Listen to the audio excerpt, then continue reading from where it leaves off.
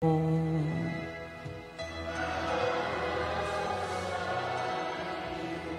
pagsangyaw sa santos nga ebanghelyo sumala ni San Marcos.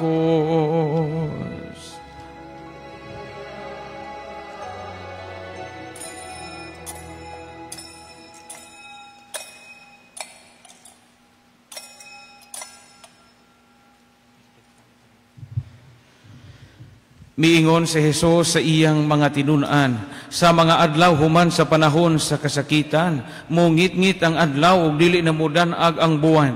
Mga hug gikan sa langit ang mga bituon ug mutipas ang ilang naandang agianan ang mga planeta sa kawanangan. Unya diha sa mga panganod makita ang anak sa tawo nga moabot nga may gahom ug himaya. Ug suguon niyang iyang mga anghel ngadto sa tanang suok sa kalibutan aron tigumon ang piniling katawhan sa Dios gikan sa tanang dapit. Kuhain ninyo og pagtulunan ang kahong ihera, inig panghumok na sa mga sanga niini ug mangudlot na kini, inyong masayran nga duol na ang ting-init. Sa samang pagkaagi ini kakita ninyo nga kining mga butanga magsugod na paghitabo, masayran ninyo nga duol na gayod ang pagbalik sa anak sa tao. Timan ikini, kining tanan mahitabo sa dili pa mga matay ang tanang tao nga karon buhi pa. Ang langit ug ang yuta matapos, apan ang akong gisulti dili gayod mapakihas. Apan walay nasayod kano sa maabot katong adlaw utak naa, bisan ang mga anghel sa langit, bisan gani ang anak, ang amahan lamang maoy nasayod. Ang ebanghelyo sa Ginoo.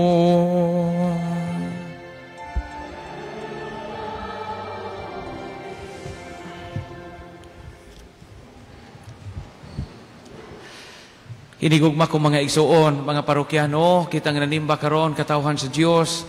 Kita nga nagbalaan ni maong adlaw, apil na itong mga igsoong balilinhon nga nagsunod ni itong misa karon sa lain-laing dapit sa kalibutan, pinagi sa itong online mass.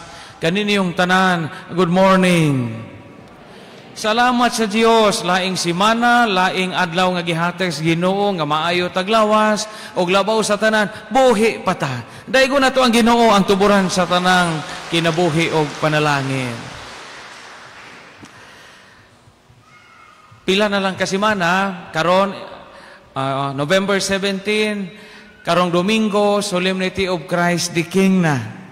Katapusang tuig, pagkatapusang Domingo sa tuig sa kalendaryo sa simbahan, unya pagkasunod, Adbyento na. Madali ara kaayo. Kung nakabantay mo, sa mga pagbasa sa Ebanghelyo, basta maghinapos na ang tuig sa simbahan, kining gitawag og liturgical calendar, kay karon last 33rd Sunday, pagka Domingo pohon, Christ the King Sunday, Advent naman sunod. Kabantay mo, o labi na kay mo, kay mga hinimbahon man, ang mga klase sa Ebanghelyo nga pagabasahon o maghinapos na ang mga Domingo sa tuig sa simbahan, sa kalendaryo sa simbahan, gitawag kinig apocalyptic literature sa in English pa. Sama ng apocalyptic literature, Father. Kanang mga asoy sa Ebanghelyo nga naghisgot, bahin og katapusan sa kalibutan. Diba, kabantay mo? Karon, og imong tanawon, hadlok pa ni sa Odette, og hadlok pa ni sa bagyong Pipito, og imong imaginon, og mahitabo ni, o sa buhi pa ta, inigsugod lang hitabo, ani mukutang na ta. Kung naaragod in sa mungit-ngit ang adlaw, og di na mo danag ang buwan. Sa may forma, og mungit-ngit ang adlaw. So inigsugod ani patay na tangdaan sa kalisang. Ug maabtan ta niini. Mga hogi kan sa langit ang mga bituon. Gilimang kag matagakang kag bituon. Upaw pa ka ang matagakang kag bituon. Sana may porma na imong buna. Di ba? Hadlok ka adyo ni og mahitabo ni buhi pata. Kini mo'y grabe. Mutipas sa naandang agianan ang mga planeta. So makita nimo nga motipas sana may purmag Earth, di ba? Kanang Mercury, Venus, Earth, Mars, Jupiter, Saturn, Uranus, Neptune ba na? Kaya di na mo kuno planeta ng Pluto. Panalitang musarasay kita na usa ka planeta. Asa man agatugpa o tugpa kita ning plaza. Usa na may purman nato. Di ba? Okay mong imagine, kinahadlukan ni ba eh? Nya, gitsulti daan sa Ginoong Hesus. Unya, sa tunga-tunga sa Ebanghelyo, di ara agmura og pughak sa Ebanghelyo karon. Ingon ang Ginoong Hesukristo, ang langit ug ang yuta matapos. Apan ang akong gisulti, dili gayod mapakyas. This is the heart. Mao ni kinauyokan sa Ebanghelyo karon. Sa ato pa di ay, duha ka mga importanteng punto atong mapamalandungan ug mahunahunaan sa Ebanghelyo karon. Primero, timan ini, kay kitang tanan kinahanglan nga makabat-ngon ini kanunay. Ang Ebanghelyo karon nining maong Domingo nagpahinumdom nato nga ang tanan na adyo'y katapusan. Mao gina. Ang tanan na ay katapusan, Dios ra joy magpabilin. Ingon bito dinhi ang langit ug yuta matapos, apan ang akong gisulti dili gyud mapakyas. Tanan na ay katapusan. Tanan na ay katapusan. Ako sa 18 nako katuig nga pagkapari, usa sa mga butang nga mahadlok kong magtan-aw nga maghunahuna ako ug maabot ana usa ka ihong porma. Kana maghilo kog tawo bitaw gatinga. Kasabot mo gatinga no? Sa Tagalog kay agaw buhay man na. Kanang murad sa kog maghunahuna ako kay kanang pare magsigib bitaw hilog. Kana maghilog bitaw ko nga gatinga na ng tawo. Maghunahuna ako sa kong kaugalingon. Usa ko ug ako na kay magtinga. Unsa kayong bation? Kana bitaw mo bitaw nang ako magampo mako nga umatig og paabuton galing ko sa Ginoo. Magampo ko nga Ginoo og tagaam galing ko mo gayunan nga matiguang ko paangu-anguha jud ko. Kay mo angay ko angu-anguhon ko kana di na bitaw mo kahinomdom. Kay malisang ko maghunahuna ng magatinga. Na magatinga bitaw nga gaabot ng ginhawa unya kanang mura na kagitabang. Daghang nakuog na hilog nga gatinga nga maghunahuna ka nga matay na adyo di ay katapusan ang tanan. Tanan matapos. Kay ang tentasyon manggod sa tao, mga igsuon ug buhi pa ta. Maghunahuna ta nga watay katapusan. Maghunahuna ta nga di ta matapos. Di ba? Palitan magkana bitong magbungol ta. Magbungol mo sa imong silingan, magbungol mo sa imong igsuon. Inigbungol ni jud hunahuna ba mo nga naay katapusan ang tanan. Wa. Isitag palabaw o garbo pahala kadihap. Mambungkag tawa ko'y labot sa imong kinabuhi. Mo ingon ana ta kay askil man ta. Pero magtinga na ta, di na ta kahunahunag bungol pa. Ang kinabuhi na agi katapusan, tanan na ay katapusan. Kining atong kusog, di ba? Atong kusog na ay katapusan. Tanawa, di ba, sa bata patabis ang karon, sa una kami, na mga tao nga marama. Kanang ito mga tao nga kahadlukan, kay kusog mangulata, kusog mangatang, kusog mamuak sa tindahan, di mamayad og utang, kusog mamarigla, dagkog lawas, nga mo'y manggubot og na mga tapok, mo'y magunaunag bugno og na ay mga okasyon. Tanawa karon, nang gilaway na, gaduay na, nagbinako na, uy, maom ni sa una ag mahadlok, ikaintapan, kay kusog mamugno atong plaza. So, gaduay na di mabugto tong luha, gikan sa wait hangtod sa jota. Sa araw mo imong kamarama do. Kuno na bitaw ko, nato. Maghunahuna ito usahay nga watay katapusan. Maghunahuna ito nga absoluta sa kinabuhi. Tanan na ay katapusan. Beauty. Na ay katapusan ning atong beauty nga kalibutanon. Kamong napay mga album sa inyong bahay. Pa ba mong album? Adyo ninyo ipanglabay ng mga karaang album ninyo. Bisag uso na tag-Facebook karon, ayaw na ilabay kay memento ka na, handumanan ka na sa itong mga kaagi ka ni Adto. Tanawa ragod ka na, naghama ko mga album sa bahay. Mag-utingkay bitaw ta na mga photo album. Makakita ka sa imong lawas. Nung namoy karaang litrato sa 4 years old pa ka, 5 years old pa ka, grade 1 pa ka, hantod nga na grade 6 ka, tanawa ra gud ng idagan sa imong lawas, di ba ka anam-anam kag kamaot. Di ba? Di ba? Wala ka kabantay ka kaanam-anam mo, kambisan pagwapa o gwapo ka sa una bay, wag ka kabantay ka kaanam-anam kag kamaot. Di ba? Mao man yung mao man din sa una sa Miss Carmel Academy pa ko. Mao man din yung naong sa Miss Balilihan karon. Sus mura na magkurog naong og kaw-kaw og manha. Naadyo'y katapusan ang tanan. Naay katapusan. Maunay angay na itong hinumduman sa Ebanghelyo karon. Ingon na Ginoo, bisan ang langit matapos, bisan ang juta matapos, ang kalibutan matapos, diamo joy magpabilin. Mga mangarti man ta, ako tigpangarti mo po ko sa una sa bata pa ko. Di man dautan na mangarti, adyaw na jo palabi Kay naay katapusan ang tanan.